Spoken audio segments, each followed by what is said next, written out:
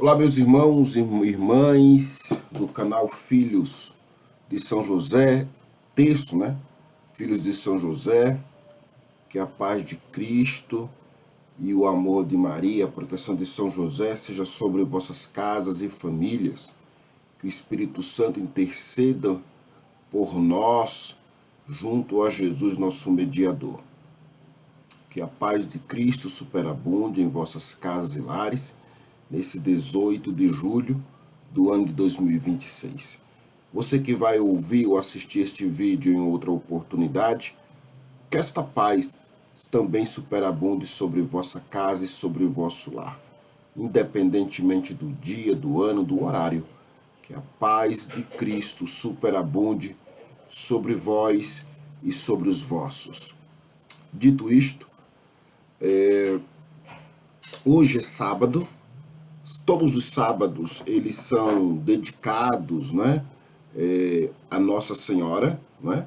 Ele é dedicado à Virgem Maria, todos os sábados, sem exceção, né? Mas,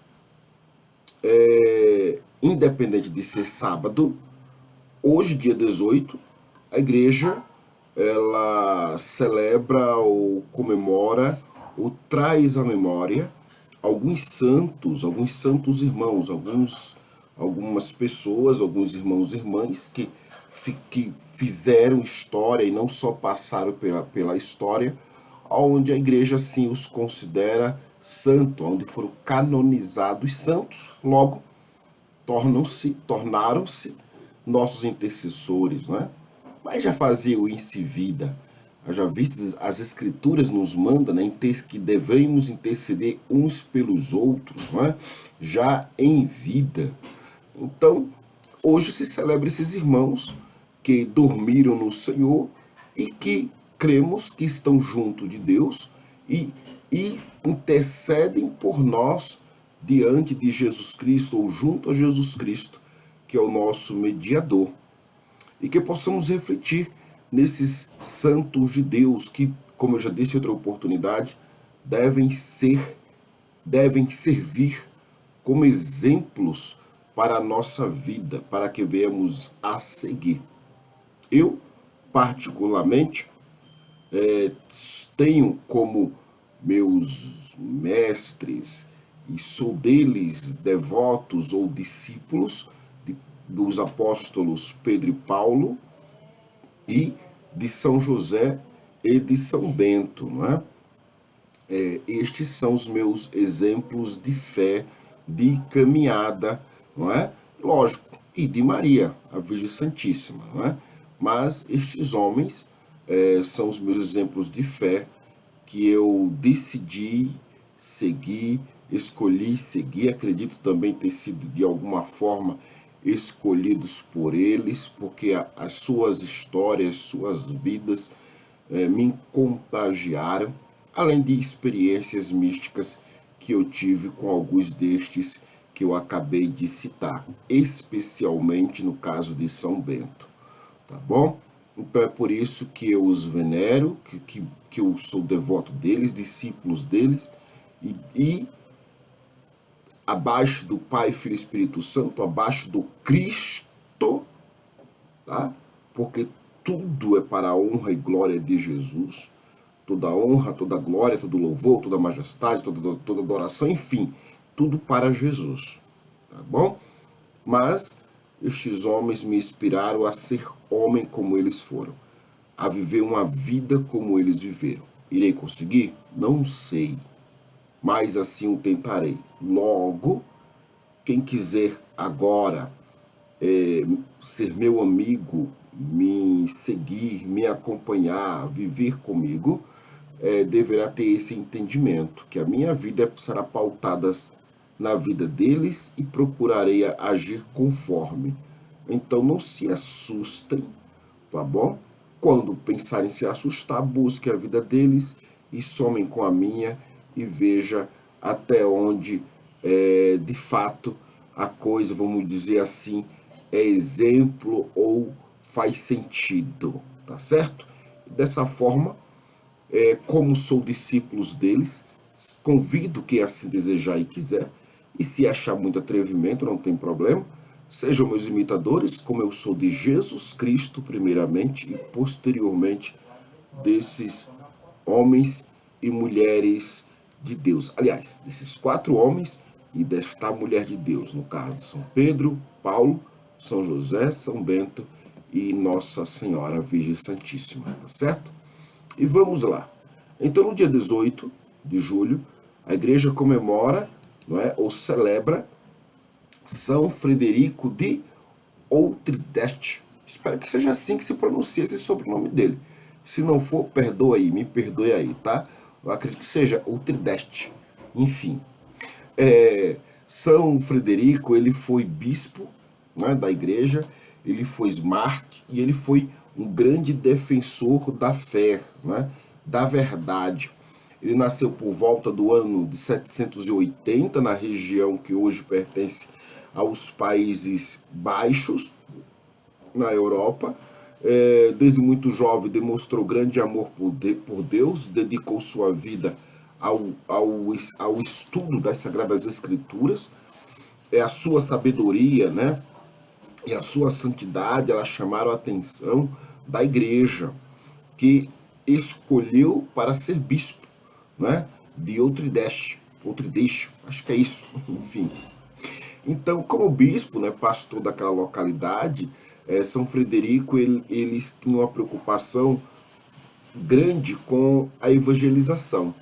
Logo, ele visitava pessoalmente as comunidades, instruía os sacerdotes como bispo, né, e pai da igreja até então, e trabalhava para fortalecer a fé de todos os cristãos da região, especialmente os povos que estavam se convertendo a Cristo, ao cristianismo, à Santa Igreja, né? Mas o que ocorre? A sua fidelidade ao Santo Evangelho também trouxe para eles alguns, para não dizer muitos, inimigos. São Frederico, ele não tinha medo, não é? Ele era ousado em denunciar as injustiças, mesmo que isso viesse a envolver pessoas que tinham até então grande poder, não é, na região.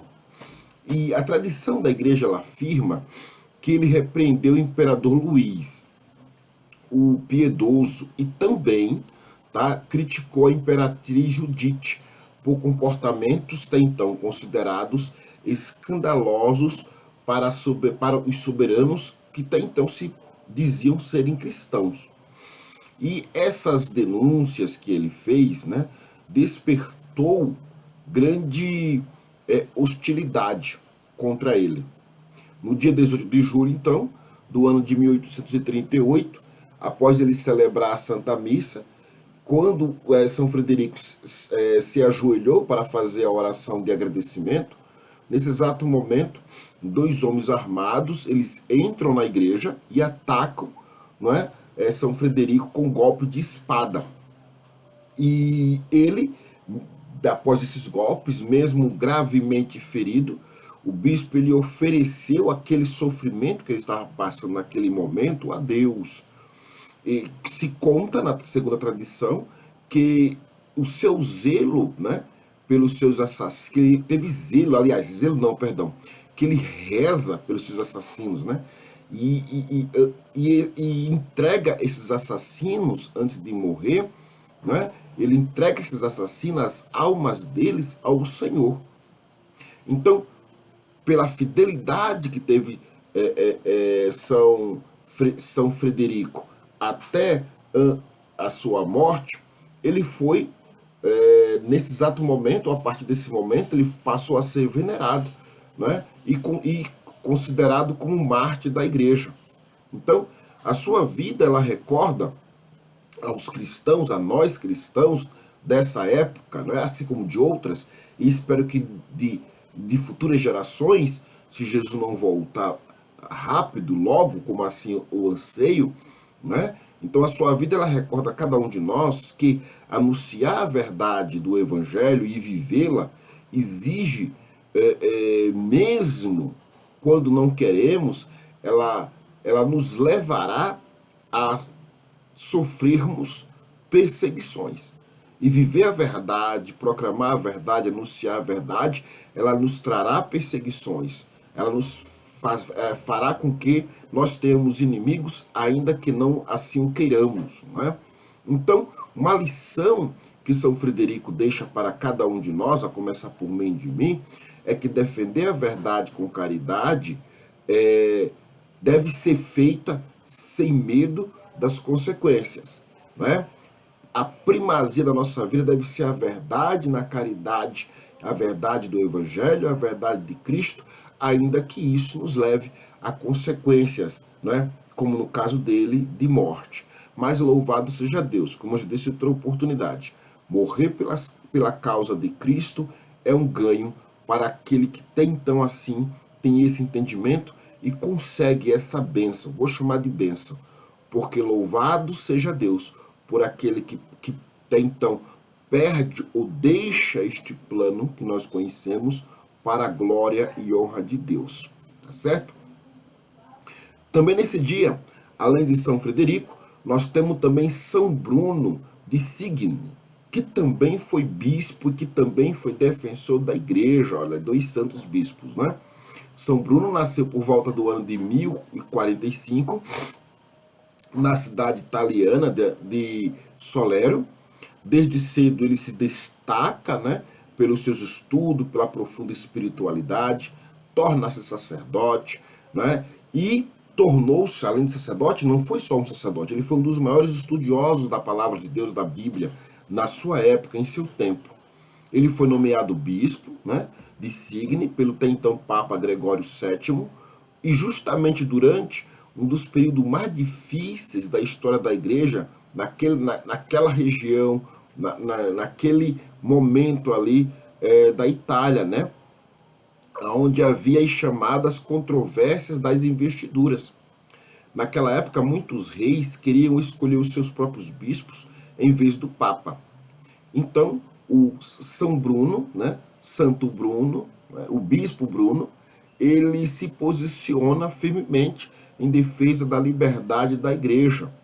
E além dessa defesa e tudo mais, de todos os estudos que ele tinha, que enfim, ele era também um excelente administrador, né? E além de tudo isso, um grande pregador. Ele escreveu numerosos comentários sobre as práticas, né? E todas com base aliás, praticamente, né, sobre toda a Bíblia, né? Além das práticas litúrgicas, né, com base nas Escrituras, tornou-se uma importante uma importante referência para os estudos das Escrituras, né, na Idade Média, e mais tarde ele se retira para a vida monástica, na famosa abadia do Monte Cassino, fundada por São Bento. Mesmo vivendo como monge, ele continuou ajudando os papas e aconselhando a igreja no que diz respeito à tradição, no que diz respeito, enfim, às decisões que ela precisava tomar e se posicionar. São Bruno ele morre no dia 18 de julho do ano de 1123, deixando um grande legado também de fidelidade, conhecimento e amor às Escrituras. E ele é lembrado como um dos grandes mestres bíblicos da Idade Média. Uma lição que podemos tirar de São Bruno, ou que podemos aprender com São Bruno, é que conhecer a palavra de Deus, ela fortalece a nossa fé e nos ajuda a defender a verdade. Quando conhecemos a fé, quando conhecemos a palavra, quando conhecemos as Escrituras, é possível defendermos a verdade, defendermos a fé, defendermos a crença, e é possível mostrarmos ao mundo a necessidade que ele tem de voltar-se para Deus e de se entregar a Deus. Então, conhecer a palavra de Deus também faz com que a gente venha também defender a igreja e aquilo que a igreja defende, que é o que a palavra de Deus defende. Então, não basta ter uma vida de oração, uma vida de penitência. É também necessário e é preciso que venhamos a também termos uma vida de conhecimento, de estudo, na verdade, para que possamos não só sermos um teórico, mas que também possamos ser ou fazer com que a palavra se torne viva através da nossa vida, tá bom? E Temos também, para essa mesma data, Santo Arnulfo de Mendes, né? E ele foi conselheiro dos reis, né, que foram fiéis à tradição da igreja, à tradição cristã, e que foram fiéis no serviço a Deus. Santo Arnulfo, ele nasceu por volta do ano de 582, em uma família nobre, né, do reino franco, e ainda jovem ele se destaca pela inteligência e tornou-se um importante administrador do reino. Ele casou-se e teve filhos, algo comum naquela época, tá? Antes de ser chamado ao episcopado. Era natural naquele momento. Mais tarde, sentindo o chamado de Deus, decidiu dedicar-se totalmente sua vida ao serviço da igreja. Foi escolhido como bispo da cidade de Mendes. Além de governar a diocese, ele serviu como conselheiro dos reis franco, ajudando em decisões políticas importantes. Apesar do prestígio, São Anulfo, o Santo Anulfo, nunca se deixou seduzir pelo poder. Com o passar dos anos, com a idade, enfim, ele renunciou ao cargo de bispo para viver em oração e penitência como eremita. A tradição da igreja lá conta que certa vez, arrependido de seus pecados, lançou o seu anel, né, de bispo, de episcopal, no rio Moleza, pedindo a Deus um sinal de perdão. Anos depois, né, assim diz a tradição, um peixe foi pescado contendo exatamente aquele anel, né, que ele havia jogado no rio no seu interior. Esse acontecimento tornou-se símbolo da misericórdia de Deus. Outra tradição relata, né, nos diz que durante uma peregrinação faltava cerveja para os trabalhadores e por sua intercessão a bebida multiplicou-se. Né? Por esta questão, por esta razão, ele, né, passou a ser considerado padroeiro dos cervejeiros em várias regiões da Europa. Ele morre por volta de 640. Ele também é conhecido por ser um dos ancestrais da dinastia carolíngia, né, da qual surgiria futuramente, não é, o grande imperador Carlos Magno. A lição que nós podemos aprender, não é, com este santo de Deus, com Santo Anulfo, é que nenhum poder, haja vista ele tinha poder, não é? É que nenhum poder é maior do que a humildade diante de Deus. Então, o homem pode ter a riqueza que for, o poder que for, mas o maior poder que o homem pode ter é ser humilde, é curvar-se diante de Deus, é reconhecer o poderio de Deus na sua vida, de que sem Deus ele não é absolutamente nada. Também no dia de hoje se comemora, né, São Camilo de Leles, que nós já comentamos em outro vídeo, tá? Pela tradição litúrgica da igreja, pelas celebrações litúrgicas, comemora-se no dia 14 de julho, tá bom? Até então, que é o ano da sua morte, Mas hoje também se é lembrado, né, São Camilo de Leles, né?